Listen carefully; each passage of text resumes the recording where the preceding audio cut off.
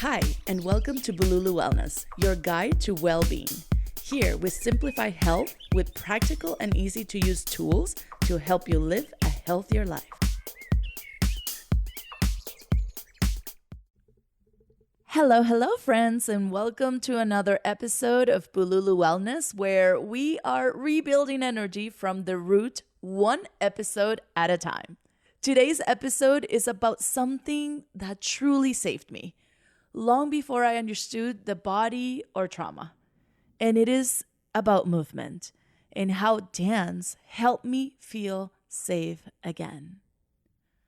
In this series, we're talking about how I lost my father and what my nervous system felt and how he was my protector. And when that protector disappears from your life, your nervous system completely dysregulates. And that's what happened to me. Now, I also share how that night after my dad's funeral, when my mom was making phone calls, I remember putting on my headphones and play my music so loud, and I danced to Carlos Vives. Some of you know that Carlos Vives means so much to me, but maybe you didn't know why. It wasn't just music, it was memory. Carlos Vives is home. My dad had bought me that cassette tape for my communion party. I clearly remember going to the store and he told me select 3 cassettes. And I selected 3, and one of them was Carlos Vives. So when I pressed play, it felt like safety. It felt like home. And it felt like my protector was with me. I would dance for hours. I would daydream about love, about family, about being held again, about holding a hand or a hug. That's how I coped. And daydreaming is not bad. It's just I needed my body to feel safe again. For years, music and movement were my way of surviving. And eventually, they became my career. At first, I started with some guitar lessons and piano lessons, also singing. Then I became part of the theater group of my school. And then after graduation, when I came to the United States, I started to join more the gyms with some spinning classes and step aerobic classes until I found a class called Latin Cardio. It was an instructor from Mexico teaching dance fitness classes.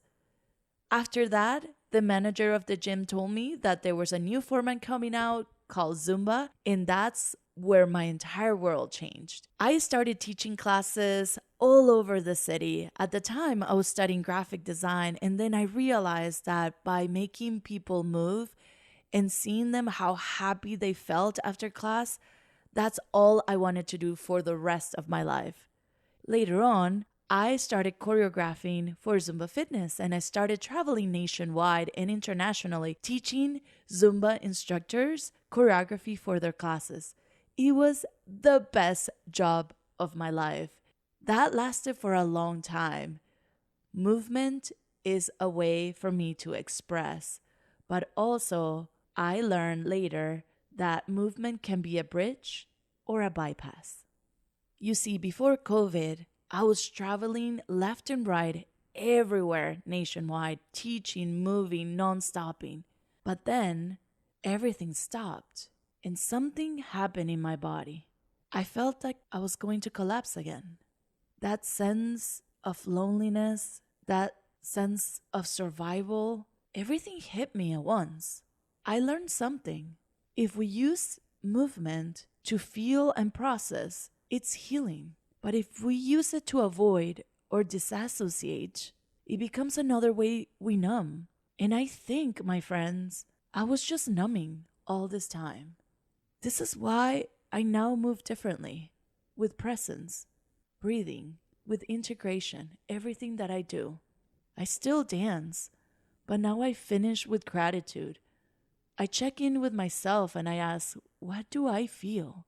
What does this music makes me feel? And with that, I continue process everything that my body feels after I dance. Somatic movement is a tool for regulation. It helps the nervous system shift out of freeze and into rhythm. It doesn't need to be fancy. It just needs to be honest We just need to listen. Movement practices like swaying, stretching, walking, free dancing to music can all help bring us back into our bodies. What matters, though, is the intention. Movement should feel like an invitation, not escape. And I think I was just using it a long time to escape, to daydream, and not to feel. I want you to try something. Try this with music and make it a movement ritual. Pick a song that speaks to your heart. Begin with stillness and feel your breath. Let your body lead the movement. When the song ends, pause. Place your hands on your body and say, "Thank you." This is how we come back to ourselves. I truly believe that movement is medicine. It helps us express what words cannot, and is being a savior to me. Next week, I'll share about the woman who helped me through all, which is my mom, and the power of community in healing. Thank you for being here. If you enjoy what you hear, subscribe and share it with someone who might need it. The more people join us, the closer we get to building a wellness community for everyone. Thank you for being here. Now let's navigate this bululu together. This podcast is not intended to diagnose, treat, cure, or prevent any condition or disease. If you need help, please seek professional care.